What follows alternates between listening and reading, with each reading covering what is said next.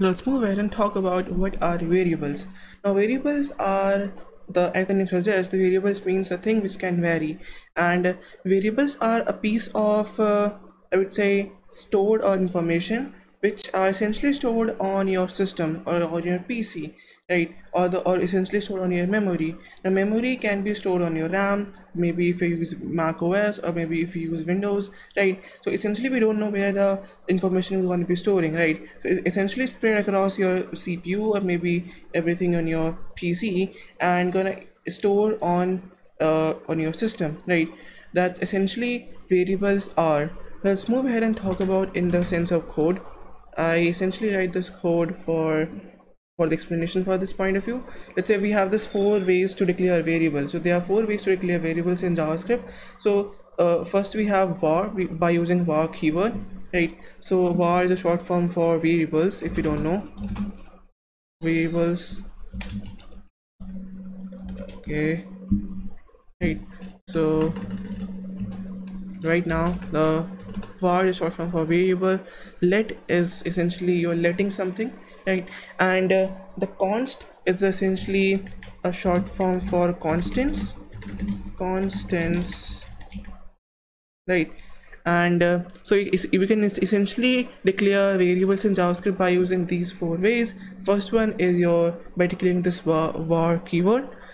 Then we can use by declaring this let keyword, and then we can use this const, which means constant, and we can also declare a variable without just typing the variable name, right? By haven't using this keywords at all, right? So now let's try to understand the main difference between each of them, right, one by one. So var and let are your temporary variables, right? And your const is essentially, the name suggests, it means constant, right? We can't change that afterward once we declare that.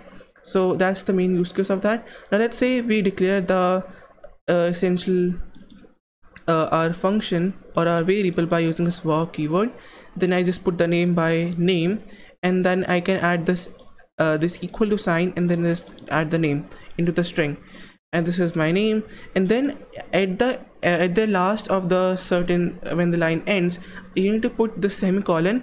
Now semicolon means this is the end of the certain program, right? Let's just like in English we need to provide period at the end of a sentence. The same in the programming in JavaScript, we need to specify semicolon at the end of a certain programming statements. Now this is the first way to declare variable by using this var keyword. Then the second way we can use without even using these keywords, we just declare the name by using this age, and then just assign the number to this. Age equals to 10, age equal to 15, right? That's the how we can able to create variable without even using these keywords. Now next thing which we can use is essentially we can provide this const. So const, we can add user as online. The const means that it's essentially a constant information, and which means an online. Then we can use let is essentially we are letting the user, which means it's also a temporary information. And so the let means let and var means we can easily change that afterward. So let's say if I want to change the const, let's say if I want to change the user, let's say user back to offline, it's gonna show us an error afterward, right? That's how we can able to essentially so we can't change that. So essentially the main use case of how you can use let and const. So right now this is a var keyword. Right now I just assign an array to this, and this array consists of these terms, like, subscribe, and comment. And now the console.log is gonna essentially get these terms, right? And then you're gonna find the length for this array, right? If you hover over this, it shows us it essentially set the length of an array, and this is a number or higher than the greatest index of the number, right? So by this we can easily get the length for this certain array. Let's say right now it just are 3 numbers or 3 elements in this certain array, right? But somehow if this array crosses maybe like millions of numbers, right?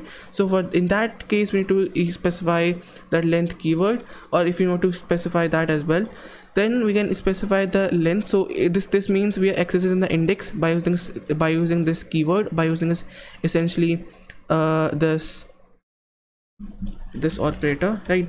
So right now over here we are accessing the first index. So if you don't know, every time this is an index, this index initialized with the 0, right? Means your subscribe is in 0 index, then it goes to 1, then it goes to 2, right? So if I just say in just your mind, if you look at this, the term 1, it shows us like, because we know that this is a 0 index, this is a 1 index, this is a second index, right?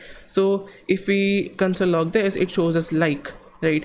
So let's say if I open up this file, let's say open up this file in my browser, let's say if I just open that up,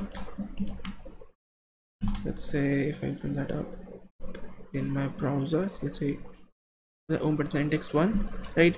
Over here I need to link that first, so I can just go to my index file and link the variable.js, right? Refresh, right? So if you go to this, you will see age is not defined, because let's say go to variables, age is not defined. Okay, refresh, right? So right now if you look at this, we have this information. Now if I already show you that we have this var keyword that consists of these three elements, right? So if I find the length for this thing, it shows me 3, and if I get the essentially index for this first element, which is going to be like, right, it shows us like, right? So that's how we can use that's the main use case of how we can initialize variables, how you can log the variables in the console in JavaScript. That's all. I will see you in the next video.